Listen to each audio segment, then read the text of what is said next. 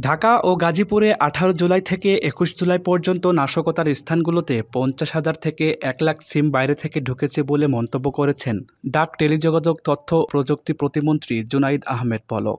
তিনি জানান, বিএনপি জামায়াতের লোকজনের গতি-প্রগতি নাশকতার স্থানগুলো মুখে ছিল। বাহিরে থেকে প্রায় ১ লক্ষ সিম ঢুকে সেসব স্থানগুলোতে। শনিবার রাজধানীর আগারগাঁওয়ে ডাকভবনে সজীব ওয়াজেদ জয়ের ৫৪তম জন্মদিন উপলক্ষে সারা দেশে ১ লাখ গাছের চারা রোপণে শান্তির জন্য বৃক্ষ টি ফর পিস অনুষ্ঠানে প্রধান অতিথির বক্তব্যে তিনি একথা বলেন।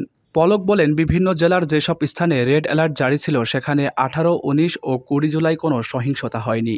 ঢাকার যে ১০ থেকে ১৫টি জায়গায় অতিরিক্ত ৫০,০০০, ১ লাখ নতুন সিম কার্ডের ব্যবহারকারীরা আসে, সেগুলো তথ্য উপাত্ত বিশ্লেষণে দেখা যায় রেড অ্যালার্টভুক্ত এলাকার বিএনপি, ছাত্রদল, জামাত শিবিরের চিহ্নিত ও তালিকাভুক্ত সন্ত্রাসীরা ঢাকামুখী ছিল এবং ঢাকায় তারা অবস্থান গ্রহণ করছে। তাদের অবস্থানকালেই ১৮ থেকে ২১ জুলাই সন্ত্রাসী হামলা হয়েছে। সরকারের পক্ষ থেকে ইন্টারনেট বন্ধ করা হয়নি দাবি করে পলক বলেন, ঢাকা বিভাগের ১৭টি জায়গায় হামলা হয়েছে।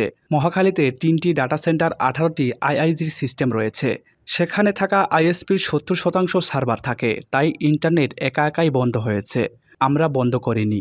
বিটিআরসির চেয়ারম্যান প্রকৌশলী মহিউদ্দিন আহমেদ বলেন, টেলিযোগাযোগ খাতে আঘাত আসায় এখনও কিছু ক্যাশ সার্ভার মেরামতের কাজ চলছে। হয়তো ২-৪ দিনের মধ্যে টেলিযোগাযোগ পুরোপুরি আগের অবস্থায় ফিরে আসবে।